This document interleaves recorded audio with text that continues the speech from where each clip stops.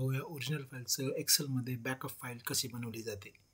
त्यासाठी पहिल्यांदा file open करा. एक नवीन फाईल ओपन केली, याच्यामध्ये फाईललाही सेव्ह केली. काही डाटा लिहिला आपण आणि डाटा लिहिल्यानंतर या फाईलला सेव्ह करू. फाईलवर जाऊ, सेव्हवर जाऊ, ब्राउजवर जाऊ आणि ब्राउजवर जाऊन आपण एक फोल्डर तयार करू. डेस्कटॉपवर एक फोल्डर तयार करू.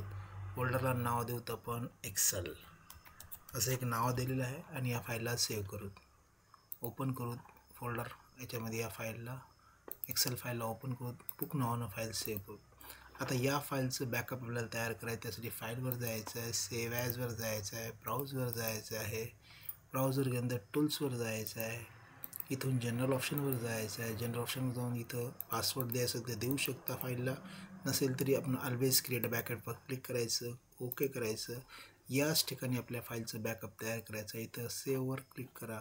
सेव्हवर क्लिक केले आपली ही फाईल सेव्ह होऊन जाईल. आता या फाईलमध्ये डेटा लिहित जा आणि लिहिलेला डेटा तुमच्या मेन फाईलला तर फाईल सेव्हच होत राहील. सोबत त्या फाईलचं एक बॅकअप फाईल तयार होईल. तर पाथ लोकेशन त्याच ठिकाणी सेव्ह होईल. आता या फाईलला क्लोज करतो. क्लोज करून परत स्टार्टवर जायचं, फाईल एक्सप्लोरवर जायचं. डेस्कटॉपवर आपण फाईल सेव्ह केली, डेस्कटॉपवर जायचं आणि इथं एक्सेल नावाचं फोल्डर तयार झालं.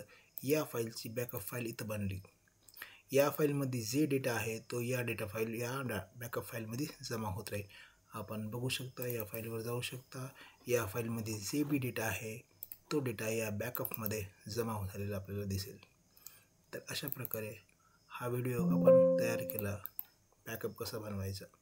विशेष म्हणजे यामध्ये आपल्याला सर्वात महत्त्वाची गोष्ट आहे की ही फाईल डिलीट बी झाली, समजा या ठिकाणी ही फाईल डिलीट बी झाली तर या फाईलचं बॅकअप फाईल आपल्याकडं उपलब्ध राहील. ही फाईल बी डिलीट केली कोणी तर त्यासाठी आपल्याला दुसरी बॅकअप फाईल इथं राहील.